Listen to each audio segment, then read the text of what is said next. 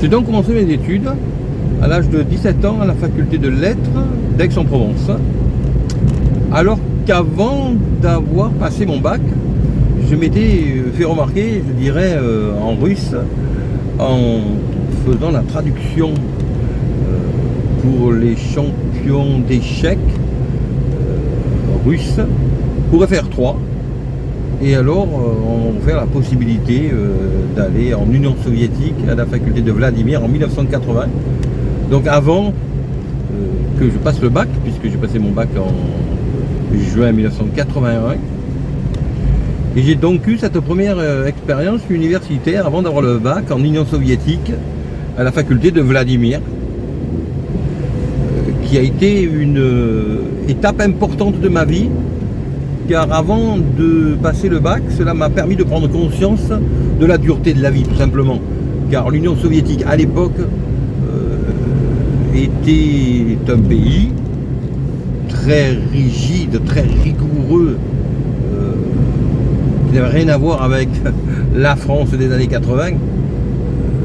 Et donc ça m'a vraiment fait prendre conscience que la vie pouvait être difficile et qu'il fallait être armé pour l'affronter, car j'ai compris que l'histoire était un éternel recommencement et que si nous vivions une période relativement clémente en France dans ces années 1980, cela n'était pas partout le cas et rien ne nous assurait que nous ne pouvions pas un jour nous retrouver nous-mêmes dans une situation telle que je la constatais en Union soviétique, où, je le rappelle, à l'époque, c'était l'époque du communisme, où par exemple il était interdit d'être regroupé à plus de 3 dans la rue sous peine de se faire immédiatement arrêter par ce que l'on appelait la milice, qui était ni plus ni moins l'équivalent de la Gestapo finalement pendant la Deuxième Guerre mondiale.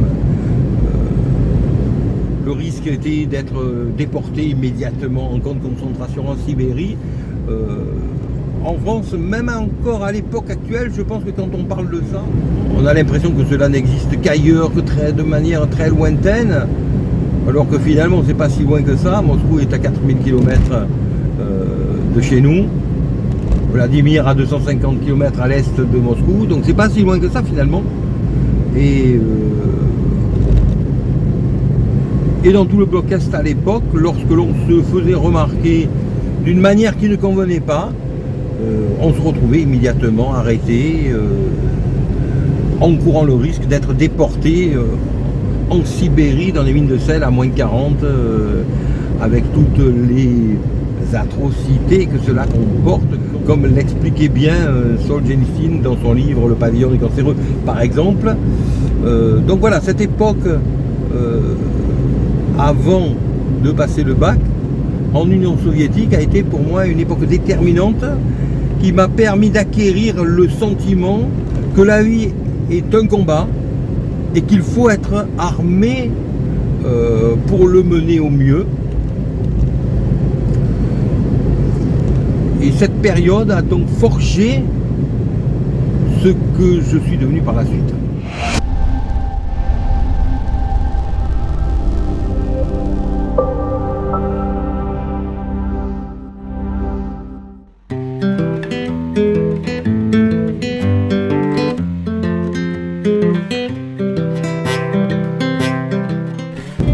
C'est donc ainsi qu'en arrivant à la fac de lettres à Aix-en-Provence, j'étais baigné d'un milieu relativement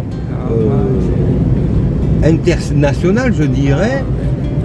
Il y avait certes beaucoup d'Européens, d'Allemands, d'Anglais, mais également des Américains, également des Russes, puisque j'étais également aussi en section russe.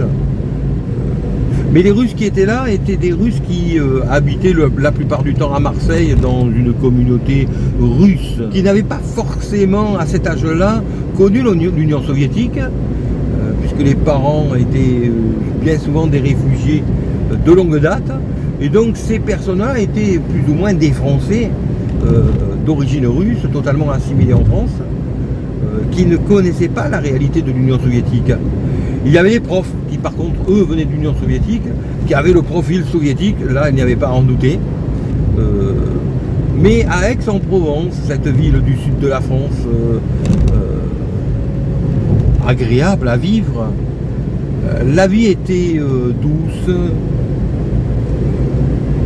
et beaucoup d'étudiants se laissaient leurrer par cette douceur, ce qui a eu pour effet qu'ils ne se battaient pas assez pour réussir, contrairement à moi. Donc si je me suis battu comme je l'ai fait, cela a été dû, je dirais, principalement à mon éducation qui m'a appris à me battre pour réussir, tout d'abord, donc cela je le dois à mes parents bien sûr, mais ensuite je le dois à mon passage en Union soviétique qui m'a réellement et définitivement fait comprendre que la vie est un combat où il n'y a pas de pitié et où il faut être armé. C'est ce qui fait que j'ai étudié dès la première année en me levant à 3 h du matin, parce que j'avais compris qu'il fallait beaucoup travailler, beaucoup étudier, et qu'après les cours le soir, eh bien, j'avais pas envie de travailler tout simplement. Et que même si je travaillais 2 ou 3 heures, la rentabilité était quasiment nulle. Alors que le matin, lorsque je me levais à 3 h du matin, alors que mes premiers cours à la fac étaient à 9 h, j'avais quasiment 5 heures de travail acharné devant moi. Il n'était pas question de m'être levé à 3 h du matin pour rien. Donc si je me levais à 3 h du matin, c'était pour me mettre au travail le plus vite possible, étudier le plus vite possible, le mieux possible, pour être aussi efficace que possible. Cela dès la première année. Dès le début de la première année, je l'avais compris. Et donc cela m'a permis de réussir tous mes examens quasiment du premier coup jusqu'à la licence.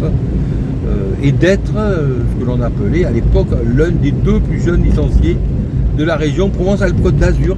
J'ai suite à cela eu mon premier poste en tant qu'assistant de français dans un lycée allemand à Dortmund à l'âge de 21 ans. Alors ce qui est intéressant, c'est qu'à l'époque en Allemagne, les élèves qui passaient le bac avaient 2 ans de plus que chez nous. Et donc, je me suis retrouvé à avoir des élèves de l'équivalent de la seconde première terminale, ce que l'on appelait en Allemagne la 10e, 11e, 12e et 13e classe, puisqu'il y avait 4 classes au lycée, et que les élèves d'âge normal avaient 20 ans en terminale, alors qu'en France, nous avions 18 ans. Et que moi, ayant 21 ans, j'avais le même âge que les élèves qui avaient redoublé 1 an. Donc c'est très intéressant. Ça a été une très bonne expérience qui m'a immédiatement propulsé dans le monde de l'enseignement. J'ai eu la chance d'avoir en Allemagne ce que l'on appelait un mentor, c'est-à-dire un prof plus âgé qui chapeautait ce que je faisais tout en me laissant libre de mes mouvements, mais qui me donnait des conseils, ce qui me permettait de ne pas faire n'importe quoi, même si à l'époque déjà j'avais l'expérience de l'enseignement du fait que j'avais commencé à donner des cours de piano avec ma mère à l'âge de 15 ans, alors qu'elle avait eu une petite opération et qu'elle avait dû rester hospitalisée un petit moment, et qu'elle m'avait donc délégué des tout jeunes élèves de 2, 3, 4 ans à qui elle apprenait le solfège. Et par cette occasion, elle m'a donc appris à enseigner le solfège dès l'âge de 15 ans, ce qui m'a permis de continuer à donner des cours de solfège et de piano pendant toutes mes études jusqu'en 3e année, jusqu'à l'époque où j'ai eu ma place comme assistant de français en Allemagne et où j'ai donc arrêté de donner des cours de piano, bien entendu, puisque j'habitais alors en Allemagne, mais qu'à la place j'ai continué à enseigner le français à des classes d'élèves de seconde, première, terminale et terminale plus, puisque comme je le disais, les élèves en terminale en Allemagne ont 2 ans de plus qu'en France. C'est à ce moment-là, en première année, donc à l'âge de 17 ans, tout juste 18 ans, que j'ai fait la rencontre de la personne qui deviendrait par la suite la mère de mes enfants. Il s'agit donc bien entendu d'un chapitre important de ma vie.